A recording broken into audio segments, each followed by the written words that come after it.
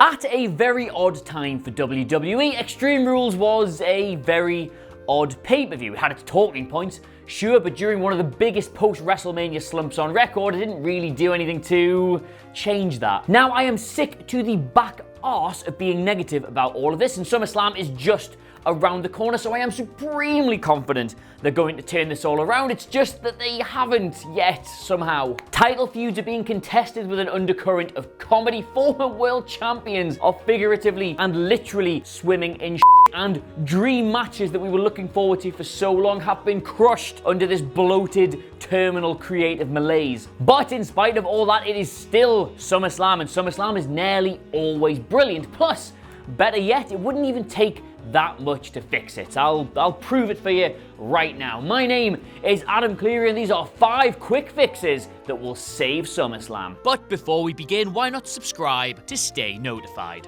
Ding, ding, done.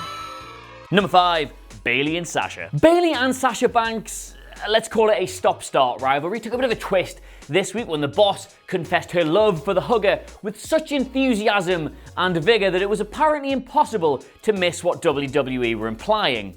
Wasn't it, Andy, you fucking pervert? You've got to remember, though, that this is a wrestling company that cannot coherently book any kind of storyline. Heels are faces, faces are heels, and it's now all being written purely to service the whims of one really weird straight white billionaire. I would not trust them to do a sensitively handled, delicate LGBT storyline in a million years. Now, don't get me wrong, any attempt by WWE to diversify their roster would be to be applauded, but everybody involved in this angle right now would be better serviced if Sasha just snaps, turns on Bayley, and allows them to recreate the very night in the very same building that cemented their place in the company and, let's face it, transformed North American women's wrestling forever.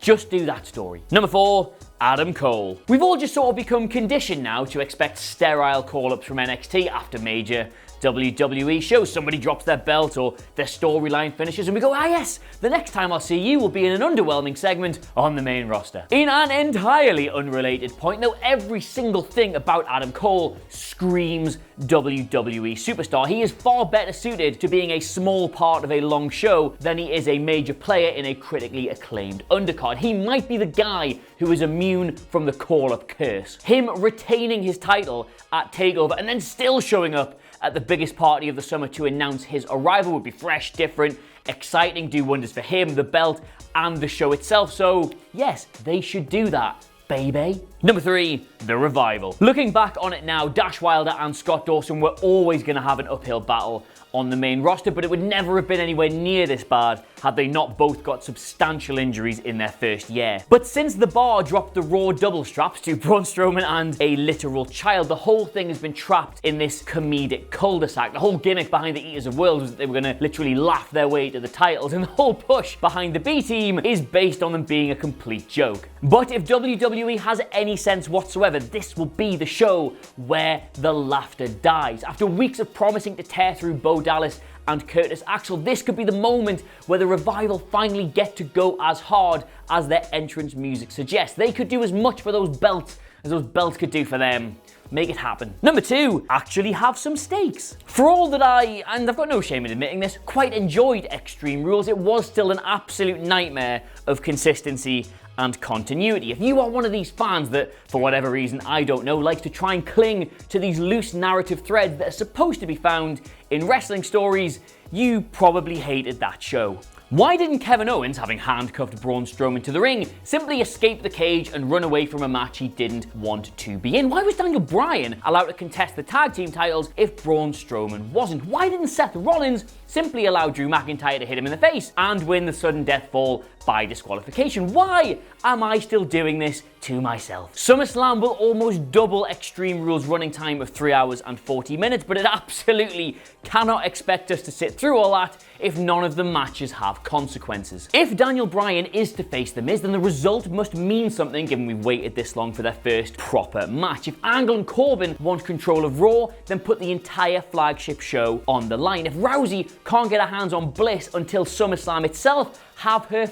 murder her. WWE's attempt at re-establishing the grandeur of the Big Four since they rejigged the network has not yet resulted in one of these shows feeling like one of the most important nights of the year. A few matches that genuinely carry serious consequences would do that. Number 1, Braun. Braun Strowman is a monster on the edge of whatever it is you call that place in WWE where your year can go either way. Basically, he really did not need the angle he's been given this summer at all. Now, shoulder tackling a portable toilet and throwing Kevin Owens off a cage might have given Vince an erection visible from space, yes, but it left him looking like a bit of a dickhead right as the Universal title needed a savior. But he still has that briefcase, and within that briefcase, there is hope. If Vince cannot book a successful and entertaining cash-in for Braun Strowman, a man who is pretty much his entire definition of what he wants in a champion, then there is probably no hope for him or anyone else. Neither Bobby Lashley nor Roman Reigns are the heroes that the audience want, but Braun Strowman